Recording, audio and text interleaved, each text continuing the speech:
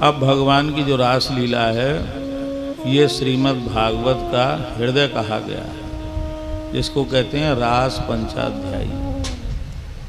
जिस प्रकार प्राण अपान ज्ञान उदान समान पंच प्राण हैं, उसी प्रकार इस रास पंचाध्यायी में 5 अध्याय हैं। 5 अध्यायों से राजा परीक्षित को कष्ट क्या है कि उनको विष का भय है कि तक्षक के विष के दंश से और उनकी मृत्यु हो सकती है। अब आप और ऊपर उठकर सोचिए। इससे पहले एक और कथा सुना देते हैं। नवरात्र चल रही है, ये हम आपके हृदय में एक आधार, एक भूमि अर्थात वृंदावन तैयार हो जाए तो रासलीला का जो वर्णन है वो थोड़ा साकार होगा। उसमें आपको अब आनंद नहीं, अब ये परमानंद है, क्योंकि भगवान तो सच्चिदानंद हैं। क्रिया जी कौन है? आनंद निधि। तो जो भगवान को आनंद देने वाली है, इसलिए तो भगवान उनके चरण पकड़ते हैं। ये कोई स्त्री पुरुष की लीला नहीं है। रासलीला सुनो तो कभी स्त्री पुरुष की तरह नहीं समझना इसको। जो ऐसे सोचता है वो नरकगामी है। जब तक पृथ्वी पर सूर्य और चंद्र रहते हैं, जब तक उसका उद्धार नहीं होता। इतना बड़ा पाप बताया है रसिकों ने।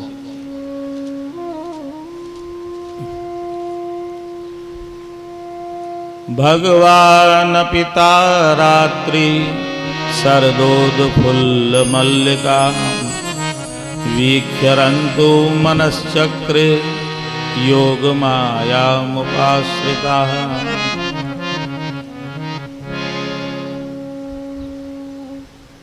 अब ये बजाए नहीं, अब बिल्कुल नहीं बजाना। जब कुछ होगा तब ठीक है ना, बिल्कुल नहीं बजाना।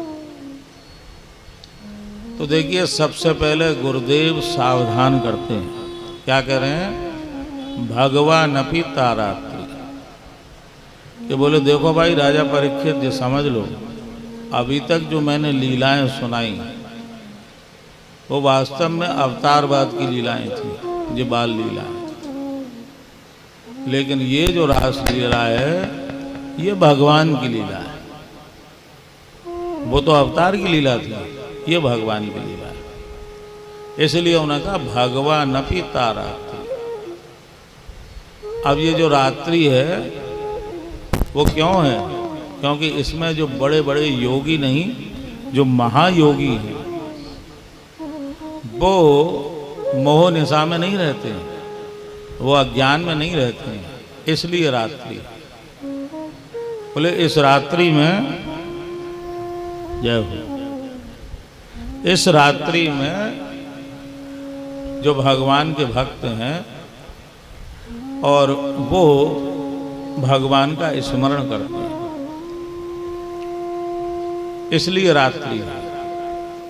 ऐसा थोड़ी है कि दिन और रात तो संसार का विषय है। दिन और रात संसार में होती है। जैसे आपने सुना होगा कथाओं में, इस रास लीला में 6 महीने तक चंद्रमा आकाश में विराजमान रहे, अर्थात 6 महीने तक रात्रि रही। तो प्रकृति में ऐसा कभी नहीं हो सकता। यदि दिन और रात समय से ना हो तो ये प्रकृति ही नहीं चलेगी, अपने आप ही ऑटोमेटिक प्रलय हो जाएगा।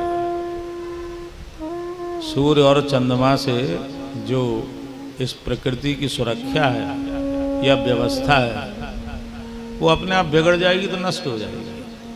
तो आप इसी से समझ लो कि ये सांसारिक नहीं है, ये बहुत दिव्य है।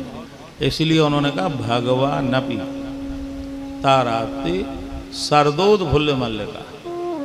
जिस प्रकार शरद में आकाश निर्मल रहता है और प्रकृति और उसमें भी औषधियाँ अमृत की वर्षा करती हैं, अर्थात ये एक ऐसा स्थान है, भगवान ने एक ऐसा स्थान भगवान की कृपा से, यूँ समझ लो भगवान की कृपा से निर्मित हुआ है कि यहाँ क्या हो रहा है? अमृत।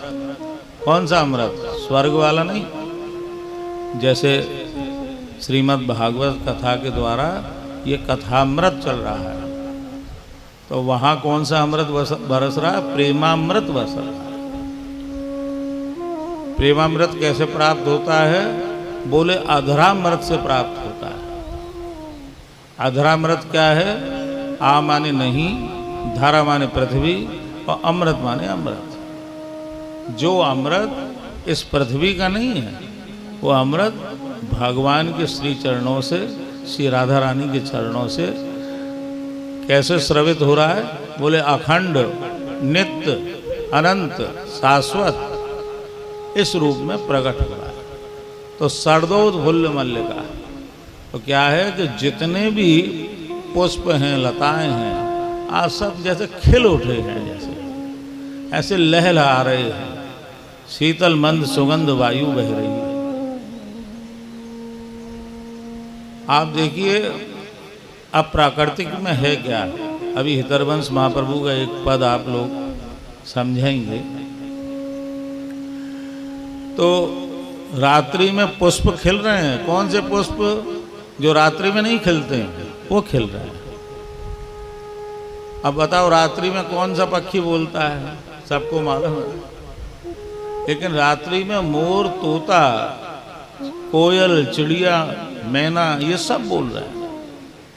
कहने का तात्पर्य जो आपने वेणु गीत में सुना कि गोपियां जो भगवान की बंसी का, वेणुनाद का जो प्रताप का वर्णन है कि इन पक्षियों को तो देखो कैसी डाली पर मुनि बने बैठे हुए। आज जो वेणु गीत और चीर हरण और गिरिराज जी का पूजन और भगवान का ऐश्वर्य, उसके बाद ये माधुर्य की लीला है। इसको बोलते हैं प्रेम की लीला। रासलीला क्या है? प्रेम की लीला। कैसा प्रेम? भगवान का प्रेम। जिस प्रकार जीव और ब्रह्म का संबंध अखंड और नित्य है, उसी प्रकार ये उसी की लीला है। ये रासलीला वो व्यवस्था है, वो इसका वैज्ञानिक पक्ष भी ये है कि इसी के द्वारा सृष्टि होती है। मतलब ये जो प्रेम है ये मूल है। अब ये बात कैसे समझोगे कि यदि ये पृथ्वी घूमे नहीं अपनी कक्षा में, तो इसमें गुरुत्वाकर्षण नहीं होगा। ये गुरुत्वाकर्षण भी कृष्ण है। गुरुत्वाकर्षण नहीं हुआ तो अपन जमीन पर रहेंगे नहीं, उड़ते रहेंगे। न्यूटन नाम के वैज्ञानिक ने जब गुरुत्वाकर्षण कैसे किया, वो एक पार्क में बैठा था, सेब का पेड़ था, एक फल गिरा तो उसने सोचा कि ये फल नीचे ही क्यों गिरा, ये ऊपर क्यों नहीं गिरा। तो उसने उसकी थ्योरी पकड़ी। एक पूर्व में दार्शनिक हुए थे गैलीलियो, उन्होंने कुछ लिखा था इस गुरुत्वाकर्षण पर और मोशन मूवमेंट के बारे में। तो उस समय लोगों ने कहा ये पागल है जिन्हें कौन सी थ्योरी लेके आया। लेकिन न्यूटन ने उसको पकड़ा और सिद्धांत बन गया। अब आप देख रहे हो सौर मंडल में सारे ग्रह सूर्य भगवान घूम रहे हैं। ये कितने सौर मंडल और इस आकाश गंगा में घूम रहे हैं, और ये आकाश गंगाएं कितनी अनंत अंतरिक्ष में घूम रही हैं। तो ये जो घूमना है ये रास है। इस घूमने से क्या होता है? यही तत्व परिक्रमा का है। अपन परिक्रमा लगाते हैं, घूमते हैं। आप देख रहे हो आज ये पंखा घूम रहा है तो हवा आ रही। ये लाइट भी जनरेट कैसे होती है? आर्मेचर घूम रहा है, लाइट आ रही। तो ये एक फंडामेंटल बेसिक ये सिद्धांत है। तो इसी प्रकार जब हम सर्वांग रूप से चरणों से लेकर मुखारविंद और मुकुट ऐसे भगवान के दर्शन करते हैं, ये दर्शन करना भी हमारा घूमना है। तो उससे क्या होता है कि वो भगवान धीरे धीरे धीरे धीरे और हमारे हृदय में विराजमान हो जाते हैं, अर्थात रमण करने लगते हैं, अर्थात घूमने लगते हैं। तो ये सब कैसे प्राप्त हुआ इन गोपियों को?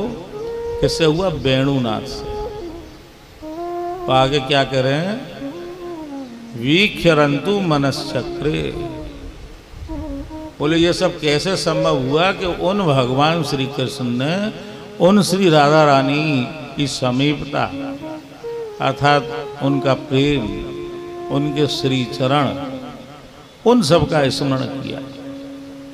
वीक्षरंतु मनश्चक्रे अर्थात अब भगवान कहाँ रमण कर रहे हैं, प्रिया जी के प्रेम में। तो बोले जी कैसे रमण करें भगवान, तो उन्होंने कहा जी योग माया मुपाश्रिता। अब ये योग माया ये दुर्गा जी नहीं है, योग माया कौन है, भगवान श्री कृष्ण की बांसुरी। तो उनके आश्रय में भगवान मतलब उनका आश्रय लिया। कैसे आश्रय लिया, कि उनका पूजन किया, फिर उन बांसुरी जी को अपने अधरों पर विराजमान किया और फिर उस बांसुरी को बजाया। तो आगे की लीला तो अपने आप हो ही जाएगी जब हम इस तरीके से अनुरक्त हो जाएं। या अब ये बांसुरी कौन है, इसीलिए हम आपसे कहते हैं कि श्री हरिवंश श्री हरिवंश श्री हरिवंश, इस नाम में वो सामर्थ्य। वृंदावन या जो राधा वल्लभी रसिक हुए हैं उन्होंने दो आपको दोहे सुनाते हैं कि प्रथम नाम हरिवंश हित रट रसना दिन रैन, प्रीत रीत तब पाइए और वृंदावन है। कि यदि हे जीव तू श्री हरिवंश नाम को रटेगा तो तुझको वृंदावन की प्रीति की रीति मिल जाएगी, अर्थात तू वृंदावन है क्या उसको समझने लगे। नहीं तो आप जानते हो वृंदावन जाने में कितनी देर लगती है, फिर भी वैसे भी नहीं पहुंच पाते स्थूल रूप से। हम तो इस आत्मिक वृंदावन की बात कर रहे हैं, अब स्थूल की बात नहीं कर रहे हैं।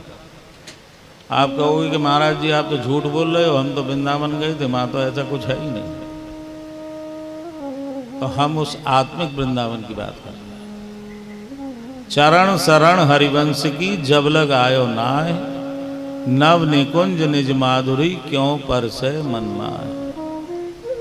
अर्थात जो श्री हरिवंश नाम ले या इस वेणुनाद की जिस पर कृपा है, हम इतने अधिकारी तो हों कि भगवान बांसुरी बजा रहे हैं और हम सुन लें उसको,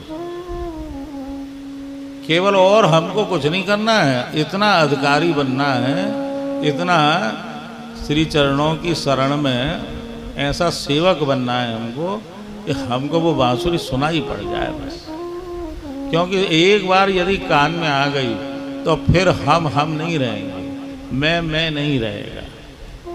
फिर तो आगे का काम बांसुरी, मतलब जिसका हमें भान ही नहीं होगा, मतलब जिसमें हम होंगे ही नहीं। होगी तो वो आत्मा जाने कब से तड़प रही है भगवान से मिलने के लिए, वो निकलेगी और वो आत्म शरीर होगा। ये अपना पंच तत्व का ये सड़ा गला शरीर नहीं होगा, वो आत्मिक शरीर होगा। उस शरीर में और कैसे उस शरीर का निर्माण होगा कि जब हम भगवत प्रेम रास धारा में बहेंगे, अर्थात यमुना जी की शरण में होंगे। भगवान के ऐसी शरण जिसकी भूमि वृंदावन यमुना जी का किनारा होगा, कीट करील कदम के वृक्ष होंगे, एक एक वृक्ष एक एक लताओं की बराबरी 100 क्या लाख कल्प वृक्ष भी नहीं कर सकते। तो आपने इस श्लोक का, इस रासलीला का धरातल समझा होगा।